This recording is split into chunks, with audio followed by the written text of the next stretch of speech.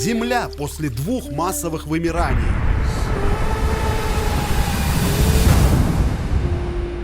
Что стало причиной конца света? Как возрождалась жизнь? Кто пионер в покорении суши?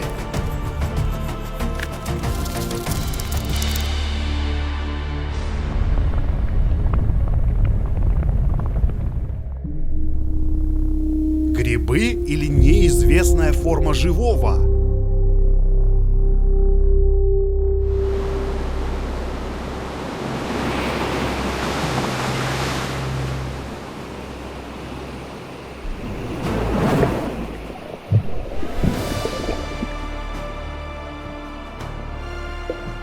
Что происходило в воде, там, где однажды свершилось чудо зарождения жизни? Первые рыбы. Последние холода. Сегодня раскроем загадки самого короткого периода палеозоя.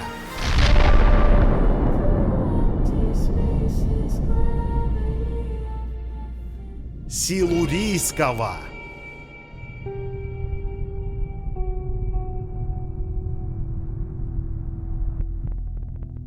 Наша планета 445 миллионов лет назад.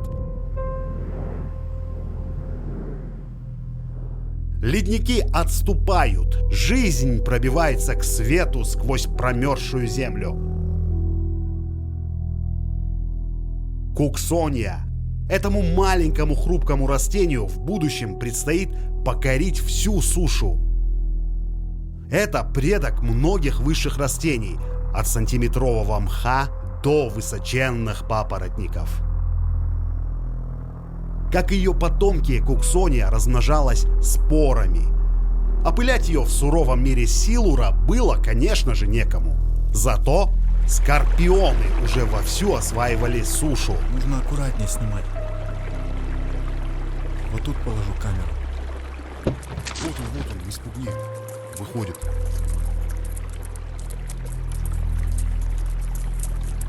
Съемка идет? Да, записывай.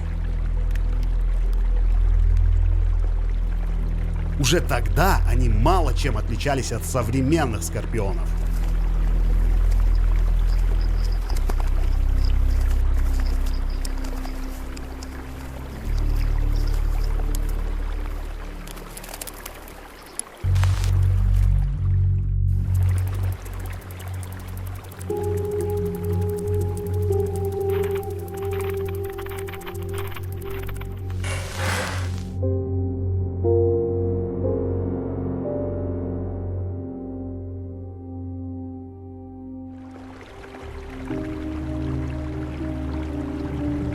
Не лучшее время для выхода на сушу. Этого рака-скорпиона смыло из его стоячего водоема вместе с потоками грязи и тающих льдов. Он вынужденный покоритель мира над водой. Планета продолжает сотрясаться под ударами метеоритов. Космос полон событий.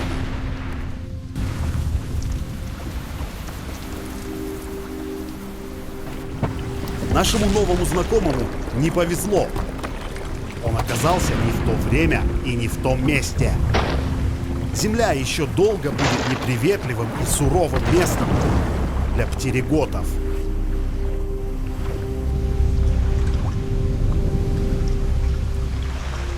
Но однажды эти существа колонизируют все континенты.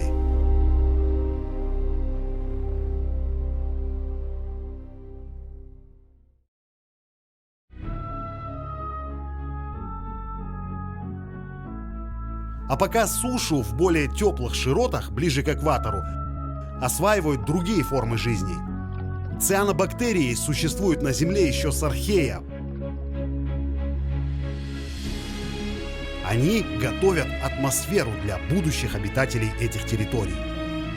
Эти колонии создают кислород. Пока его в атмосфере планеты не больше 17%, но она уже пригодна для дыхания. Строматолиты – это наслоение окаменевших цианобактерий. Завершая свой жизненный цикл, слой бактерий опускался под новые, живые поколения. И так снова и снова. Представьте, сколько этих микроскопических существ в одном только таком строматолите.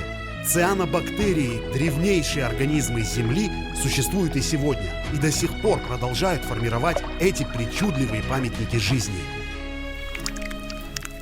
А этой маленькой многоножке только предстоит исследовать необъятные просторы девственной Земли над водой.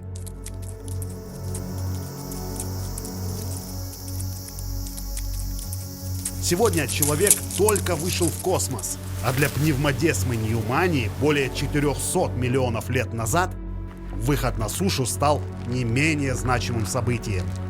Это одно из первых членистоногих на поверхности. Чтобы искать новые пространства для жизни, она обзавелась системой газообмена, трахейным дыханием. Кислород поступает в ткани пневмодесмы через специальные трубочки. Этим способом впоследствии начнут пользоваться все членистоногие, которые выйдут на сушу.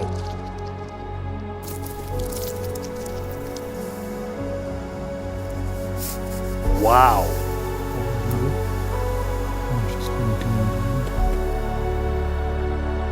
Это первое животное, которое выбралось на сушу, но его можно встретить и сегодня, и мы даже не обратим внимания, а ведь это живое ископаемое.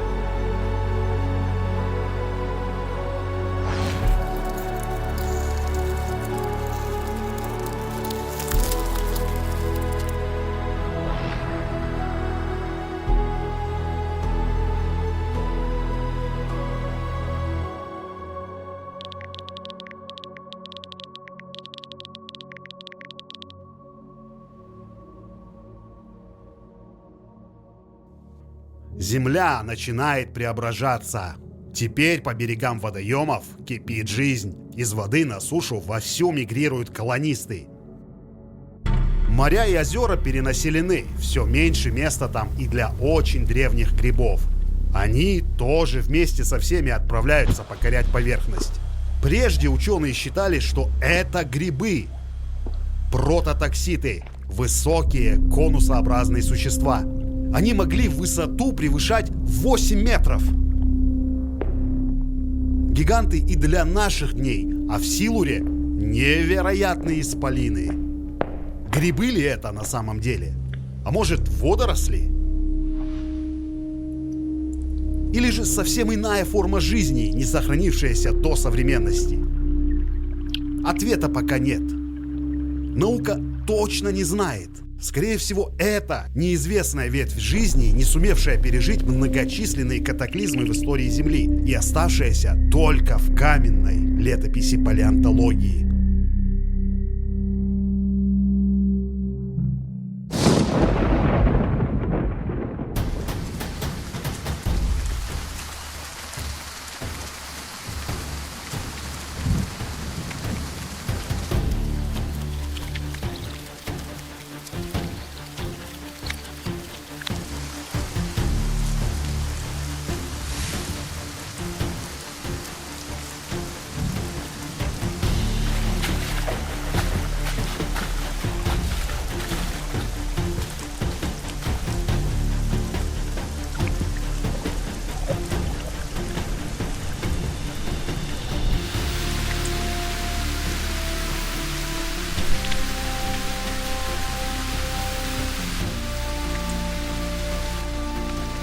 Суровые условия. Каждое мгновение борьба за выживание. Не все и не всегда справлялись. А те, кто справились, получали подарок. Новый день. А вот и наши птериготы. Да, в Силуре они покоряли самые, казалось бы, неприветливые места на планете.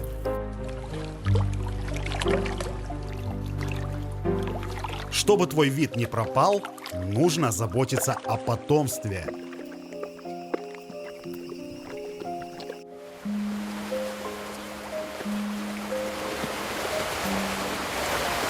У птериготов был развит материнский инстинкт.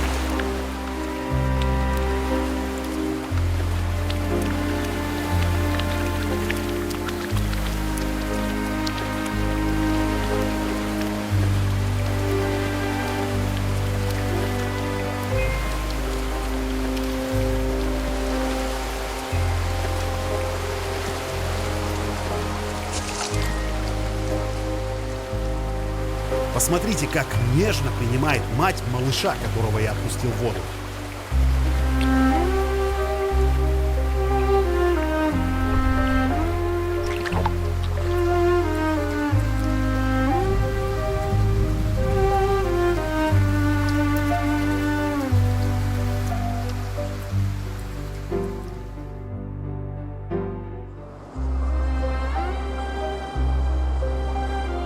Риниофиты – это уже не водоросль, а полноценное сосудистое растение. Эти шарики на его макушках – спорангии. Первые наземные растения Силура нашли оригинальный способ для выживания сквозь поколения. Спорами по ветру.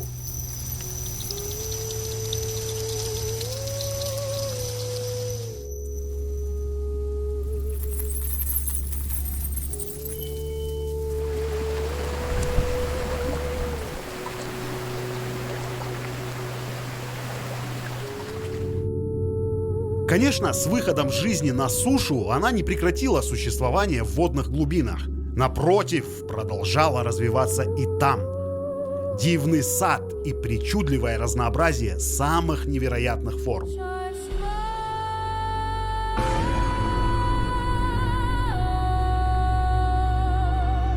Крупным планом колония этих моллюсков выглядит грозно. Но длина этих конусообразных известковых раковин не более 7 сантиметров.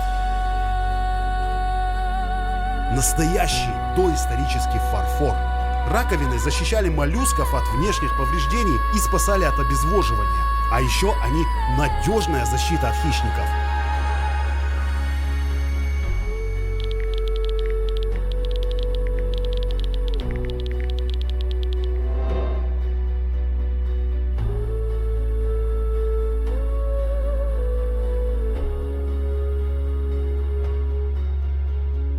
При опасности тентакулиты втягивались в свой домик и закрывали основание вот этими красивыми зелеными шапочками. При угрозах они выполняли функцию дверей.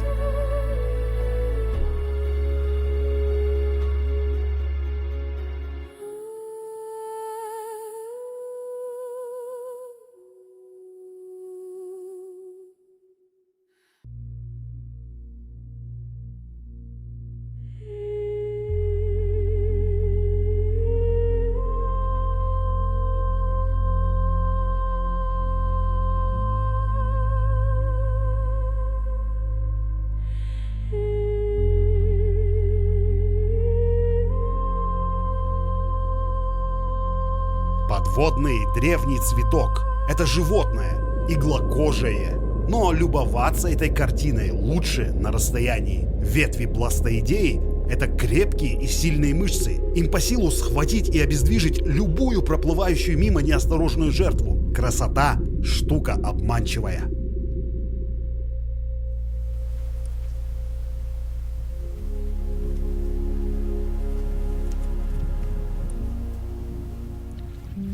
Мир иглокожих разнообразен.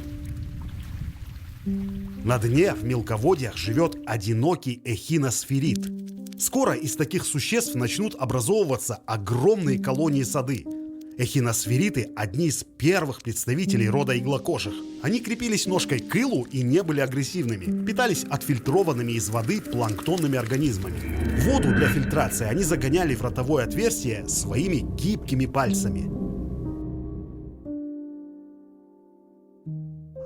Пандерот. Считается, что он одно из первых существ, научившееся использовать яды. Это канодонт. Его потомки проживают в земных водоемах и в наше время. Миксины и миноги. Цефаласпис проголодался. Еда в рифах всегда в изобилии. В складках скапливаются отмирающие кораллы и планктон. Здесь всегда можно найти частицы разлагающейся органики. Пожалуй, лучшей столовой этой бесчелюстной рыбе не найти. Но места, где много пропитания, притягивают и хищников.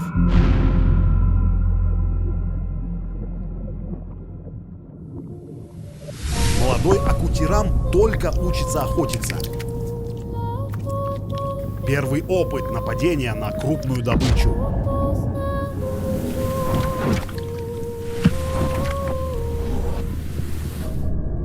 В Силуре начинается закат бесчелюстных рыб. Они слабое звено естественного отбора.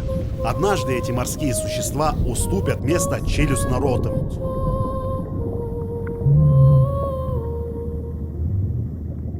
Акантоды тоже будут недолго гостить в земных морях, но пока Силур — их время.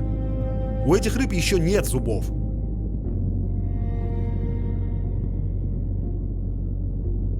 Они питаются, фильтруя планктон, как и одна из первых лопастеперых — гую.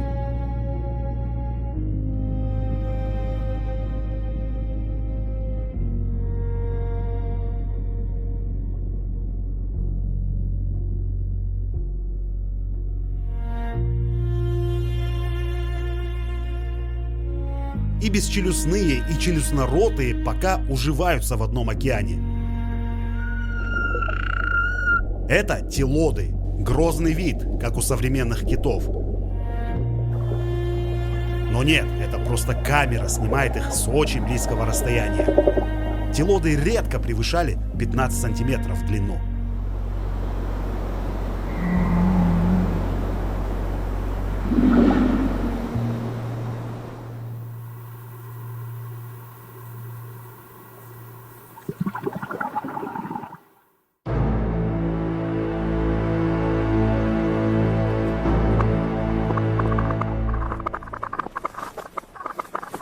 Официстоидея. Хищное животное ищет удобное для охоты место.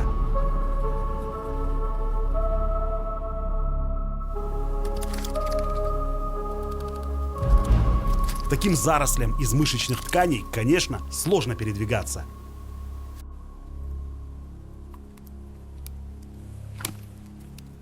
Обычно она забирается на выступ и терпеливо ждет свою жертву. Как этот экземпляр, но он сытый. Уже поел и сейчас отдыхает.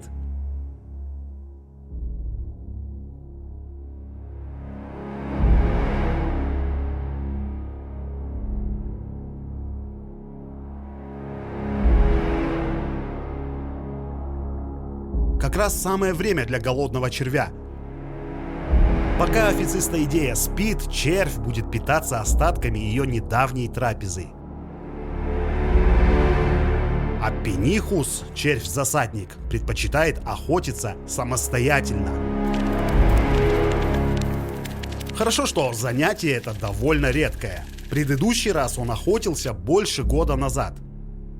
Пенихус строил глубокие жилища-норы, в глубину часто достигавшие 2 метров. Такую постройку нужно было укреплять. Для этого он использовал специальную слизь, богатую железом. Рыба поймана. Если никто не уведет добычу, ее должно хватить еще на год жизни.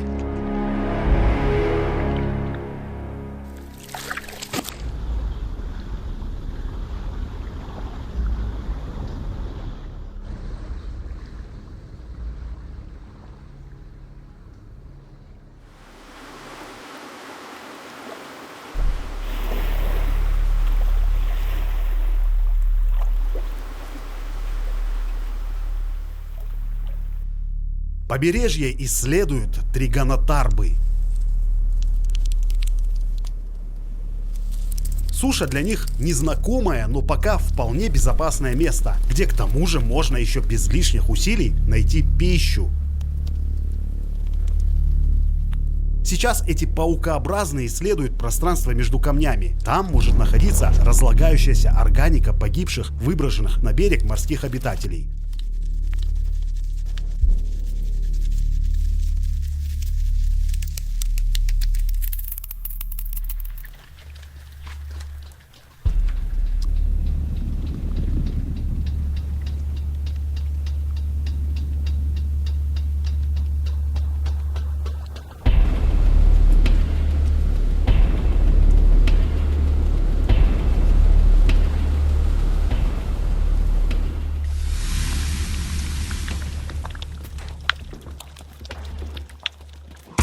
Палеофоны – первые скорпионы силурийского периода. Пока еще это скорее морские обитатели, которые изредка из любопытства выходят на сушу.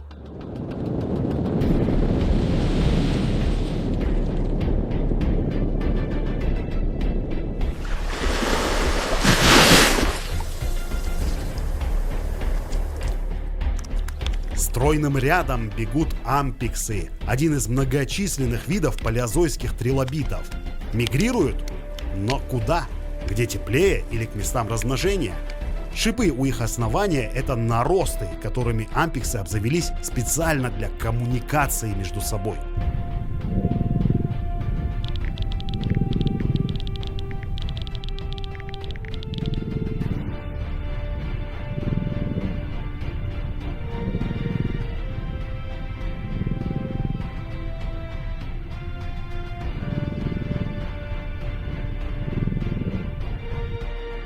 Ампиксы – одни из первых известных существ социальной организации.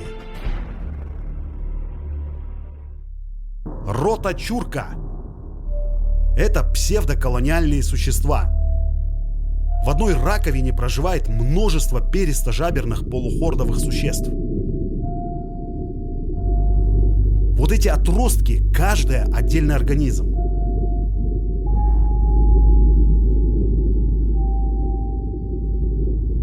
Свое общежитие, раковину, они строят совместно, трубку за трубкой. Также внутри раковины роточурки устанавливают поплавок из воздуха, чтобы колония могла дрейфовать в воде. Удивительные существа.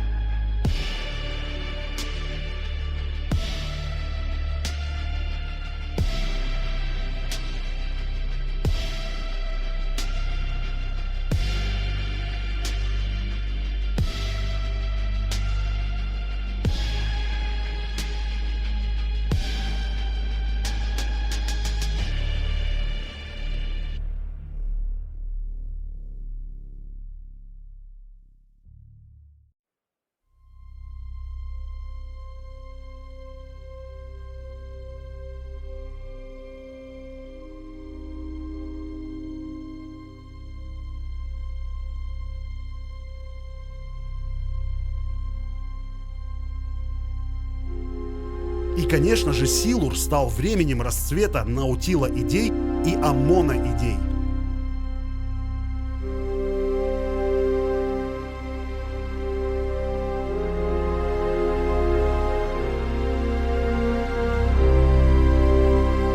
Известны сотни ископаемых видов.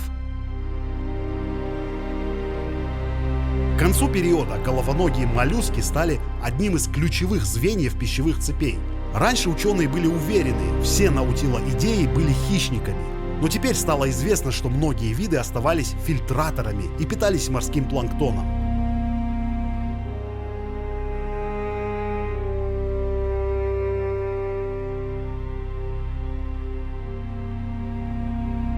Вот они, предки последующих аммоноидей и колеоидей, включая современных кальмаров и осьминогов.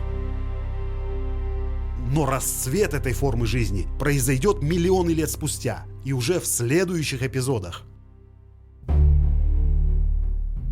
Несмотря на то, что силурийский период очерчен коротким временным отрезком, охватить все его биоразнообразие в одном получасовом эпизоде, конечно же, невозможно. Я рассказал о самых интересных существах Силура, известных нам из палеозойских отложений. А уже совсем скоро мы с вами перенесемся в другую, не менее интересную эпоху, в Девон.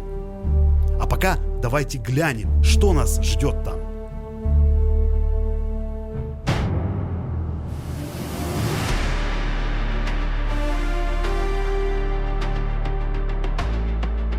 Это будет эпоха рыб и время, когда произойдет наземная революция. Костные, хрящевые, пластинокожие рыбы в морях и первые леса на суше. Здесь вообще много всего первого, в том числе и первые сухопутные животные. Почва, какой мы ее знаем сегодня, алмазы и каменный уголь. Все это человечеству впервые подарил Дивон. И новое вымирание. Почему и как это произошло, об этом уже в следующем эпизоде.